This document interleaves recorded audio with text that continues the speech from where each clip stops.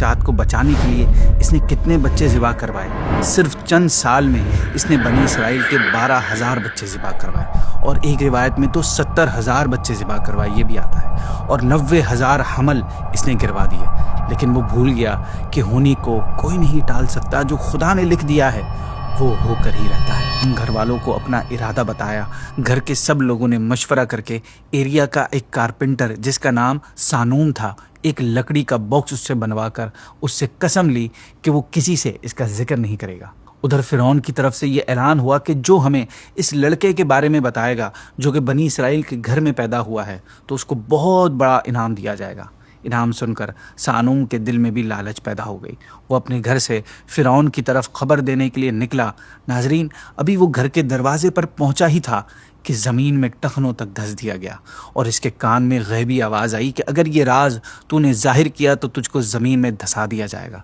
सानूम इस वाक़ये से बहुत घबरा गया और उसने संदूक हज़रत मूसा अलैहिस्सलाम के घर पहुंचा दिया और अर्ज़ की कि मुझे इस मुबारक बच्चे का चेहरा दिखा दो। वालदा ने सानूम को हज़रत मूसा की ज़ियारत करवाई। उसने आप अलैहिस्सलाम के कदम पर आंखें मलीं और आप अलैहिस्सलाम पर ईमान ले आया। तफसीरों में आता है कि हज़रत मूसा अलैहिस्सलाम पर सबसे पहले ईमान लाने वाला यही सानूम था। वालदा ने आप अलैहिस्सलाम को गुस्ल दिया, अच्छे कपड़े पहनाए, खुशबू लगाई और बॉक्स में रख कर दरियाए नील पर रोती रोती ले गई और खुदा के हवाले करके दरिया में बहा दिया। दिल बहुत बेचैन हुआ, मगर कुदरती तौर पर सुकून भी मिल गया कि ये बच्चा मुझको ही मिलेगा। इस दरिया में एक नहर निकलकर फ़िरौन के बाग की तरफ जाती थी। ये बॉक्स उस नहर में दाखिल होकर फ़िरौन के बाग में पहुंचा और उस टाइम पर फ़िरौन बाग की सैर कर रहा था और उसकी वाइफ हज़रत आसिया और दूसरे ख़ास लोग भी उसके साथ थे। ये लोग उस बॉक्स को उठाकर फ़िरौन के पास ले आए। फ़िरौन ने जब इस बॉक्स को खोला तो देखा इसमें एक हसीन व जमील और प्यारा और क्यूट सा बच्चा है।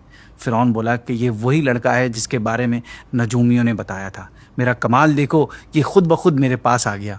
ये कहकर इसने हुक्म दिया कि इसको भी फ़ौरन कत्ल कर दिया जाए। हज़रत आसिया फ़िरौन की वाइफ थी, वहाँ उस वक्त मौजूद थी। वो हज़रत मूसा अलैहिस्सलाम का रोशन चेहरा देखकर बोली कि सिर्फ तूने अपने गुमान से हज़ारों बच्चे कत्ल करवा दिए, इसको कुछ ना कर। ये बच्चा शायद किसी और जगह से आ रहा है, बनी इसराइल का नहीं लगता। मेरा कोई बेटा नहीं है, मैं इसको बेटा बनाऊंगी। खुदा ने इस बच्चे के ज़रिए मेरी गोद भर दी है। फ़िरौन हज़रत आसिया की बात मान लेता है। उधर मरियम मूसा अलैहिस्सलाम की बहन अपनी वालदा को इन्फॉर्म करती हैं कि भाई तो फ़िरौन के पास पहुंच गया है। माँ बेकरार हो जाती है, मगर रब ताला की तरफ से इल्हाम आता है कि घबराओ नहीं, तुम्हारा बच्चा तुमको मिल जाएगा। अब हज़रत आसिया ने शहर की दाइयाँ दूध पिलाने वालियाँ बुलवाईं जो कि हज़रत मूसा को दूध पिलाए। अल्लाह की शान देखें कि अल्लाह ने हज़रत मूसा अलैहिस्सलाम की वालदा को कैसे इनसे मिलाया। जब दाइयाँ दूध पिलाने आईं तो मूसा अलैहिस्सलाम ने किसी का दूध ना पिया। मरियम भी वहाँ मौजूद थी। कहने लगी कि एक बहुत काबिल दाई है, वो बहुत हेल्दी भी हैं, इसी शहर में रहती हैं, आप फरमाएं तो मैं उनको बुला लाऊं। फ़िरौन बोला फ़ौरन बुला लो। चुनाचे वो अपनी वालदा को फ़िरौन के दरबार में ले आईं। मूसा अलैहिस्सलाम ने अपनी वालदा का दूध पिया और उनकी गोद में ही सो गईं। फ़िरौन ने इनके लिए एक अशरफी रोज़ाना उजरत मुकर्रर कर दी और कहा कि तुम इस बच्चे की परवरिश करो। कुदरत का कारनामा देखें कि फ़िरौन ने जिसके डर से 12,000 बच्चे ज़िबा करवाए, उसकी खुद परवरिश कर रहा है। हज़रत आसिया ने मूसा अलैहिस्सलाम के लिए सोने का झूला तैयार करवाया और बहुत लाड और प्यार से इनकी परवरिश की। 2 साल तक मूसा अलैहिस्सलाम की वालदा ने इनकी परवरिश की। 2 साल बाद हज़रत आसिया ने एक खच्चर भरा हुआ सोना और कई ऊँट सामान से लदे हुए और दूसरे कीमती तोहफे देकर मूसा अलैहिस्सलाम की वालदा को रुखसत किया। फिर हज़रत आसिया ने खुद इनकी परवरिश शुरू कर दी और फ़िरौन भी आप अलैहिस्सलाम से मोहब्बत करने लगा। जब मूसा अलैहिस्सलाम 3 साल के हुए तो एक दिन ये हुआ कि फ़िरौन आपको अपनी गोद में खिला रहा था, तो आपने अचानक उसकी दाढ़ी पकड़कर उसके चेहरे पर तमाचा मार दिया। फ़िरौन इस बात पर बहुत गुस्सा हुआ और हज़रत आसिया से बोला कि मुझे ये बच्चा वही लग रहा है, हमें इसे कत्ल कर देना चाहिए। देखिए नाज़रीन, ये कितना बड़ा जालिम था कि एक छोटे से बच्चे की इतनी सी हरकत पर उसका पारा इतना हाई हो गया और वो इनसिक्योरिटी उसकी दोबारा लौट आई। खैर, हज़रत आसिया ने कहा कि बच्चे तो ना समझ होते हैं, इनके कामों पर ज़्यादा गौर नहीं करना चाहिए, ये तो आग में भी हाथ डाल देते हैं। फ़िरौन ने कहा, अच्छा अगर ऐसा है तो इसका इम्तिहान लेते हैं, एक थाल में सोना रखो और एक में आग, اگر یہ آگ میں ہاتھ ڈال دے تو تمہاری بات درست ہے، یعنی اگر یہ آرڈنری بچہ ہے تو دوسروں بچوں کی طرح روشنی کی وجہ سے آگ میں ہاتھ ڈال دے گا، پر اگر یہ کوئی عام بچہ نہیں تو یہ آگ کی طرف ہاتھ نہیں بڑھائے گا۔ چنانچہ ایسا ہی کیا گیا۔ جب آپ کے سامنے دونوں تھال لائے گئے تو آپ نے سونے کی طرف ہاتھ بڑھانے ہی والے تھے کہ حضرت جبریل نے آپ کا رخ آگ کی طرف کر دیا۔ آپ نے آگ میں ہاتھ ڈال کر ایک بڑا سا انگارہ منہ میں رکھ لیا جس سے آپ کی زبان جل گئی اور اس میں لکنت پیدا ہو گئی۔ یہ دیکھ کر فرعون کو حضرت آسیہ کی بات پر پورا یقین ہو گیا کہ یہ بچہ عام بچہ ہے۔ ناظرین، موسیٰ علیہ السلام کے زمانہ پرورش میں فرعون نے آپ کے بہت سے معجزے بھی دیکھے۔ ایک بار آپ علیہ السلام نے مرغے سے تسبیح پڑھوائی، ایک دفعہ پکے ہوئے مرغ کو زندہ فرمایا، جس کے بعد سے فرعون کے دل میں آپ کا رعب بیٹھ گیا۔ موسیٰ علیہ السلام سے محبت اور اپنی بیوی کی وجہ سے انہیں قتل نہ کر سکا۔ جب موسیٰ علیہ السلام تقریباً جوان ہوئے تب آپ کا دل بنی اسرائیل کی طرف مائل ہونے لگا، یعنی ان کے لیے آپ دل میں ایک سافٹ کارنر لے کر بیٹھ گئے، کیونکہ آپ دیکھتے تھے کہ فرعونی ان پر کتنا ظلم اور کیسا کیسا ظلم و ستم کر رہے تھے۔ یہی ریزن ہے کہ موسیٰ علیہ السلام ان سے میل جول زیادہ رکھتے تھے اور یہ چیز فرعونیوں کو بری لگتی تھی، پر کچھ کر نہیں پاتے تھے۔ جب آپ 22 سال کے ہوئے تب ایک دن موسیٰ علیہ السلام نے بنی اسرائیل کے سرداروں کو الگ کر کے ان سے پوچھا کہ فرعون کب سے تم لوگوں پر ظلم و ستم کرتا ہوا آ رہا ہے؟ انہوں نے جواب دیا کہ بہت عرصے سے۔ آپ نے فرمایا کہ تمہارے گناہوں کی شامت ہے، تم نظر مانو کہ جب رب تعالیٰ تم کو اس سے نجات دے گا تو تم وہ پوری کرو گے۔ ان سب نے کہا کہ کیا نظر مانے؟ آپ نے فرمایا کہ رب تعالیٰ کی اطاعت اور فرمانبرداری۔ اس مشورے پر وہ سب راضی ہو گئے اور سب نے نظر مان لی۔ جب آپ 30 سال کے ہوئے تو ایک ایسا واقعہ ہوا جس سے آپ علیہ السلام کو فرعون کا محل چھوڑنا پڑا۔ ہوا یہ کہ آپ علیہ السلام ایک دن کہیں سے گزر رہے تھے تو آپ نے دیکھا کہ ایک قبطی اور بنی اسرائیلی آپس میں جھگڑ رہے ہیں۔ قبطی بنی اسرائیلی کو لکڑی کا بوجھ اٹھانے پر مجبور کر رہا تھا، مگر بنی اسرائیلی اسے منع کر رہا تھا۔ جیسے ہی بنی اسرائیلی نے آپ علیہ السلام کو دیکھا تو پکارا کہ اے موسیٰ، مجھے اس ظالم سے نجات دلواؤ۔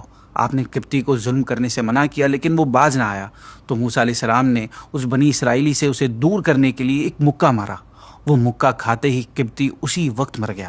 فرعون کو جب اس واقعے کی خبر پہنچی تو اس نے کہا کہ موسیٰ ایسا نہیں کر سکتے۔ فرعون نے ایسا اس لیے کہا کیونکہ وہ آپ کی نیچر اور آپ کی پرسنالٹی جانتا تھا، اور تھا بھی ایسا ہی کہ آپ اسے قتل تو نہیں کرنا چاہتے تھے، آپ صرف اسے بنی اسرائیل سے دور کرنا چاہتے تھے۔ خیر، دوسرے دن وہی بنی اسرائیلی دوسرے قبطی سے بھی الجھا ہوا تھا۔ اس نے آپ کو دیکھ کر آپ کو مدد کے لیے پکارا، یعنی ایک دن پہلے والا واقعہ دوبارہ ریپیٹ ہوا۔ یہ دیکھ کر موسیٰ علیہ السلام نے بنی اسرائیلی کو جھڑکا اور چاہا کہ اس قبطی سے اسے چھڑوا دیں۔ اس کے لیے آپ آگے بڑھے تو بنی اسرائیلی سمجھا کہ آج مجھے مار رہے ہیں۔ یہ سوچ کر وہ چیخا کہ اے موسیٰ، کل آپ نے قبطی کو مارا تھا، کیا آج مجھے مارنا چاہ رہے ہیں؟ یہ بات لوگوں نے سنی تو انہیں یقین ہو گیا کہ کل جو ایک قبطی مرا تھا اس میں بھی موسیٰ علیہ السلام شامل تھے۔ وہ فرعون کے پاس گئے، گواہی دی، اور پھر قبطی سرداروں نے فرعون سے مطالبہ کیا، ڈیمانڈ کیا کہ موسیٰ کو ہمارے حوالے کیا جائے تاکہ ہم مرنے والے قبطی کا ان سے قصاص لیں۔ فرعون نے اس معاملے پر فوراً کوئی ایکشن نہیں لیا، وہ کچھ ٹھہرا۔ اس ٹائم پیریڈ میں فرعون کے درباریوں میں سے کسی نے حضرت موسیٰ علیہ السلام تک یہ خبر پہنچا دی کہ آپ کے قصاص کا مطالبہ کیا جا رہا ہے، اس لیے بہتر یہ ہے کہ آپ ہجرت کر جائیں۔ موسیٰ علیہ السلام نے اس کا مشورہ قبول کیا اور محل سے اپنا سامان و امان لیے بغیر آپ مدین کی طرف روانہ ہو گئے۔ مدین میں اللہ پاک نے حضرت شعیب علیہ السلام کے گھر پر آپ ٹھہرے اور ان کی لڑکی جن کا نام صفورہ تھا، آپ سے اس کا نکاح ہوا۔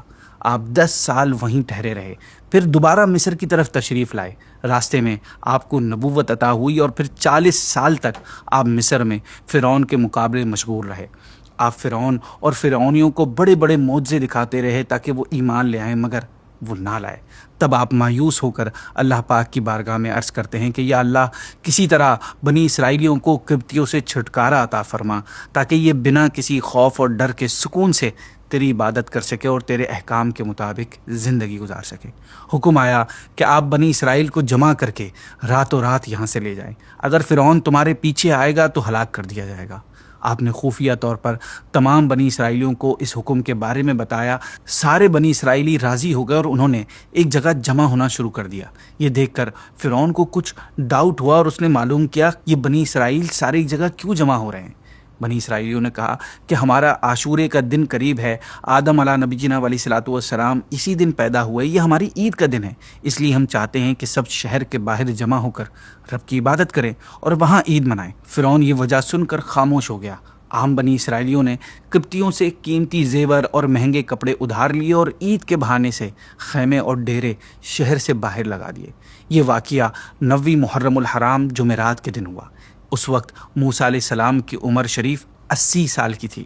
محرم کی 10ویں شب یعنی جمعے کو تمام بنی اسرائیل، جن کی تعداد 6,70,000 بتائی جاتی ہے، یہ سب اپنے ساز و سامان کے ساتھ ہجرت کے لیے نکلے۔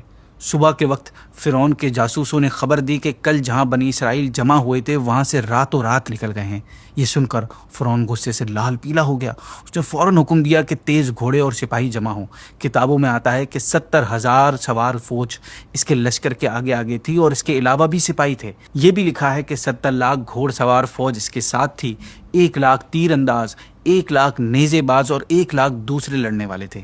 ناظرین، فرعون یہ سوچ رہا ہوگا کہ وہ اپنے لشکر کے ساتھ بنی اسرائیل کو تہس نہس کر دے گا یا انہیں دوبارہ اپنا غلام بننے پر مجبور کر دے گا اور دنیا کے لیے ایک سبق بنا دے گا، مگر اللہ کے دشمن کو نہیں پتا تھا کہ اب وہ خود سبق بننے جا رہا ہے، وہ اپنے انجام کے قریب جا رہا ہے، وہ انجام جو اللہ کے دشمنوں کا ہوتا ہے۔ خیر ناظرین، فرعون نے اپنے اس خطرناک لشکر کے ساتھ بہت کم ٹائم پیریڈ میں یہ راستہ طے کر لیا اور دوپہر کے قریب وہ بنی اسرائیل تک پہنچ گیا۔ بنی اسرائیل نے جب جنگی سامان کے ساتھ فرعونی لشکروں کو دیکھا تو وہ گھبرا گئے اور انہوں نے موسیٰ علیہ السلام سے عرض کی کہ بتائیں اب ہم کہاں جائیں؟ وہ اس لیے کہا کیونکہ آگے دریائے نیل تھا اور پیچھے فرعونی لشکر۔ موسیٰ نے فرمایا کہ مایوس نہ ہو، میرے ساتھ میرا رب ہے جو مجھے راستہ دکھائے گا۔ وہی آئی کہ اے موسیٰ، دریا پر اپنا عصا مارو، کہو تو پھٹ جا اور ہم کو راستہ دے۔ آپ نے جب اس فرمان پر عمل کیا تو حکم الہی سے اچانک تیز ہوا چلی جس نے پانی کو پھاڑ کر اس میں راستہ بنا دیا۔ دریا میں 12 راستے بن گئے جن کے درمیان پانی دیواروں کی طرح کھڑا ہو گیا۔ آنن فانن سورج نے زمین کو خشک کر دیا اور آپ علیہ السلام نے بنی اسرائیل کو حکم دیا کہ ان راستوں میں داخل ہو جاؤ۔ بنی اسرائیل کی ہمت نہیں ہو رہی تھی کہ کہیں ایسا نہ ہو کہ ہم داخل ہوں اور جو پانی دیوار کی طرح کھڑا ہے یہ ہم پر بہہ جائے اور ہم سب ڈوب جائیں۔ سب سے پہلے یوشع علیہ السلام نے اپنا گھوڑا اس راستے میں ڈالا۔ ان کے پیچھے حضرت ہارون نے۔ جب بنی اسرائیلیوں نے ان کو گزرتے دیکھا تو مجبوراً یہ بھی دریا میں چل دیے۔ ان کے 12 قبیلے تھے، ہر قبیلہ ایک راستے میں داخل ہوا۔ ان سب کے پیچھے موسیٰ علیہ السلام بھی داخل ہوئے۔ ان کے ایک گروپ نے حضرت موسیٰ سے کہا، اے موسیٰ بتائیے کہ ہمارے دوسرے لوگ زندہ ہیں یا ڈوب گئے ہیں؟ پوچھا اس لیے کہ جو 12 راستے بنے ہوئے تھے ان میں ایک راستے والا دوسرے کو نہیں دیکھ پا رہا تھا کیونکہ درمیان میں پانی کی دیوار تھی۔ موسیٰ علیہ السلام نے ان کے پانی کی دیواروں پر لاٹھی ماری جس میں سے ایک طریقے کی ایک ونڈو بن گئی۔ ہر گروپ ان راستوں میں سے ایک دوسرے کو دیکھتے ہوئے اور باتیں کرتے ہوئے گزر رہا تھا۔ اتنے میں فرعونی لشکر بھی دریا کے کنارے آ پہنچا۔ فرعون نے دیکھا کہ دریا میں راستے بنے ہوئے ہیں جن میں پانی کی دیواریں کھڑی ہیں، تو یہ منظر دیکھ کر حیران ہو گیا کہ یہ کیسا کرشمہ ہے۔ دل میں حیران ہوا، بٹ یہ چالاک تھا، انٹیلیجنٹ تھا۔ اس نے اس سچویشن کو بھی اپنے فائدے کے لیے استعمال کرنے کی کوشش کی۔ اس نے اپنے لشکر والوں سے کہا کہ میری عظمت میں دریا خشک ہو گیا ہے تاکہ میں اپنے بھاگے ہوئے غلاموں کو زندہ پکڑ سکوں، کیونکہ اگر یہ بنی اسرائیلی ڈوب جاتے تو مجھے غلام کہاں سے ملتے۔ فرعون کے وزیر حامان نے چپکے سے فرعون سے کہا کہ دریا میں قدم نہ رکھنا ورنہ تجھ کو پتہ چل جائے گا کہ تو کتنا بڑا خدا ہے۔ بہتر یہی ہے کہ تو جلدی سے کشتیاں جمع کروا اور ان کے ذریعے دریا پار کر۔ حامان کا مشورہ سن کر فرعون نے اپنے گھوڑے کو روک لیا۔ ناظرین، فرعون رک گیا، مگر اللہ کو کون روک سکتا ہے؟ اللہ کے فیصلے کو کون بدل سکتا ہے؟ اللہ کے فیصلہ یہی تھا کہ فرعون دریا میں داخل ہو۔ چنانچہ جبریل امین انسانی شکل میں ایک گھوڑی کے ساتھ فرعون کے گھوڑے کے آگے ظاہر ہوئے اور اپنی گھوڑی دریا میں اس رستے پر ڈال دی۔ فرعون کا گھوڑا گھوڑی کو دیکھ کر اس کے پیچھے دریا میں چل دیا۔ فرعون نے اسے لاکھ روکنے کی کوشش کی مگر وہ نہ رکا اور اس خشک راستے میں داخل ہو گیا۔ جب لشکروں نے فرعون کو دریا میں داخل ہوتے دیکھا تو وہ بھی ہر طرف سے داخل ہونے لگے اور اس طرح سارا فرعونی لشکر بیچ دریا میں آ گیا۔ یہ دریا کے بیچ میں پہنچے اور ادھر بنی اسرائیل دریا سے نکل کر ان کا تماشا دیکھنے لگا۔ ناظرین، جب سارا لشکر دریا میں داخل ہو گیا تو دریا کو حکم الہی پہنچا کہ آپس میں مل جا۔ دریا آپس میں مل گئے اور دیکھتے ہی دیکھتے فرعون اور اس کا پورا لشکر اس دریا میں غرق ہو گیا۔ اور اس طرح ناظرین، اللہ کا دشمن، تاریخ دنیا کا ظالم ترین بادشاہ جس نے ہزاروں بچوں کو ذبح کر دیا، ہزاروں ماؤں کی گودیں اجاڑ دیں، فرعون اپنے انجام کو پہنچا۔